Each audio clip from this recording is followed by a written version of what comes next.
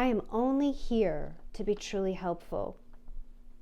I am here to represent him who sent me. I do not have to worry about what to say or what to do, because he who sent me will direct me. I am content to be wherever he wishes, knowing he goes there with me. I will be healed as I let him teach me to heal. Hello everyone, it's Gina Murata, the Genius Guru, and that is the opening in Marianne Williamson's book, A Return to Love, specifically the chapter on work. We are all facing different concerns, fears, worries about the future right now, given the changes and the new normals that we're facing. So I'm here today to share 3 tips with you to hopefully bring you some calm and a sense of the future ahead is going to be positive.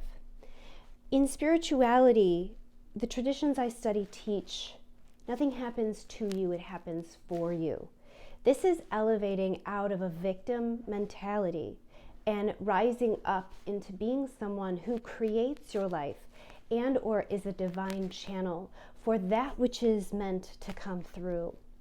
And that passage I just read is a description of someone choosing to be a channel, someone trusting that beyond our individual selves, there is a higher power that is guiding and directing and making good all things. And so with that backdrop, I want to share with you today some things that I hope will make a difference. Right now, I'm advising so many of my current clients about how to let this be a time that they can do positive things. So let's explore how you can do that. I have 3 points I want to share. The first one is take exceptional care of yourself right now. This is a time to amp up your physical health practices and spiritual health practices. Right now, many of us are working from home, and that gives us some freedom. Like, there's some challenges, but it gives us some freedom. You can get up and literally roll out and start working. So that kind of gives you a whole extra bit of time. I'm using that extra bit of time to walk in the mornings, to go outside. I really got out of the habit of physical exercise because I wanted to get to the office by a certain time period. And so consider, how can you bring physical movement, physical health into your life right now? I think we're all getting that opportunity. And when things go back to a different normal, when we are back out into the world, we're going to come back into the world more ourselves because we're more in tune with our bodies. There's so much wisdom our bodies give us. And because we haven't been using our bodies enough, we're really operating from here up. It's everything is about the head and the brain, and we've lost touch with body wisdom and soul wisdom. So speaking of soul wisdom, that gets to spiritual practice.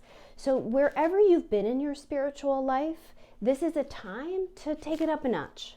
So if you've done nothing to practice spirituality in your day, to connect, whether it's through meditation just to your own self, or prayer to your higher power, or any practice, maybe you do chanting, maybe you study spiritual materials, whatever it is that you might do, this is a time to bring that up a level. We have a little more time and a little more space and a little more isolation. You're going to find that that time is going to give you a lot more insight as to what changes are really being called forth into your own life and your own work. That spiritual time for silence, contemplation, and prayer is going to serve you because, as I said, we all are going through changes. We don't know what the future holds. And instead of being stuck in the mind, which is going to have a lot of fear and really honestly only have ideas from the past about what to do about the future, we need to be more in touch with our soul and our hearts and our inner wisdom, which is where new ideas are going to flow from. So that's practice number 1. More time, exceptional self-care for physical and spiritual well-being. Practice number 2. This is a time that we actually can be exceptionally generous. That may sound a little crazy at first if you're feeling really scared about your own ability to hold on to resources right now. But here's the reason to be generous. There's a lot more people we can see with ease right now that are in need.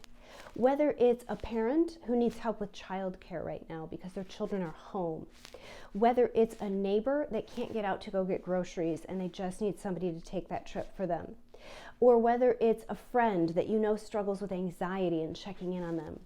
This is definitely a time that we can reach out and touch others, that we can support and help others. And so if you do employ those acts of generosity, you're actually calling upon and invoking the law of giving and receiving, which is a spiritual law. As you give, you will then receive. Everything in this world is a part of nature, and that is the cycle. As you give, you receive. So the opposite actually kind of happens as well. If we start holding on to things and we feel really afraid that we're going to lose resources, what can happen is we actually block off receiving. So what you want to do is keep that flow going.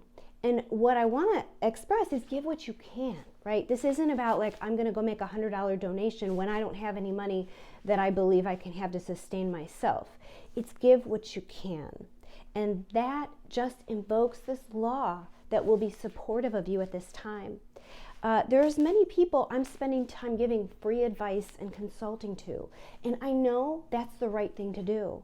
I'm employing my wisdom and what I have to share because right now, I don't know what my financial future is going to look like either. We're all at risk. But I do know that if I'm generous and I give, I will be taken care of. Somehow, some way, I will be okay. The law of giving and receiving. That's tip number 2.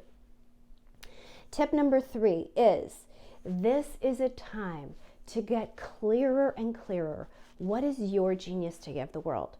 This really is a big opportunity. We're all a little more internal and reflective, and we're all wanting to help and share and do things to serve other people, or maybe jump in our company in a way our company needs help that they didn't before, or whatever the situation might be that's calling upon us to act. Consider what for you is really easy as a way to contribute and give and help people.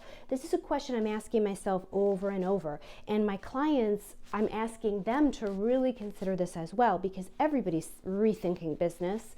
If you have your own business, if you're a leader in a company, you may be trying to figure out how to rejigger your team and move people around to do different things, or how to actually implement new different offerings because the offerings that you had are shut down right now. If you have an event-based business, any kind of business where people are coming together, you've ceased operations. So now what, right? There's also some of you out there that I know are facing maybe a furlough from your job. Maybe you're lucky enough that your job is paying you, but you're not working right now, or you're on that sort of cusp that you don't know. You may lose your job. In that situation, again, you have some space and some time. Refer back to tip number 2, to not worry about money as much as possible, be generous. But now that you have this space, tip number 3 here is, what is your genius to give and share with the world? And I'll tell you a few things about genius. This is a time to really lean in. I know it feels a little hard, but genius is actually a blast. We all have inner genius. It's what we do that is fun and easy. It just pours out of us. We do it because we geek out over it. We love doing it as a child in some form. And also, it's an area we have really specialized knowledge.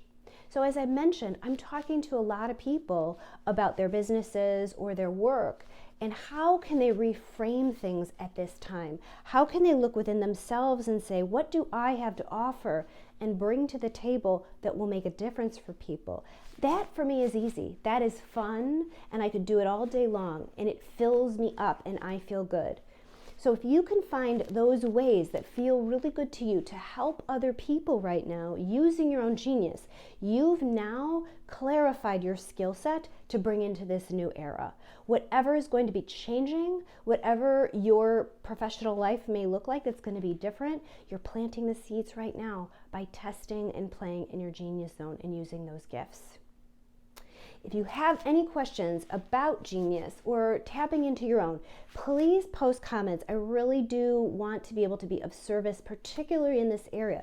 This is my expertise. Tap it. If you're feeling at a loss because of a job loss or because your business had to shut down, I'd love to hear from you, and I'm here to support all of you. So let's wrap up in conclusion the 3 tips.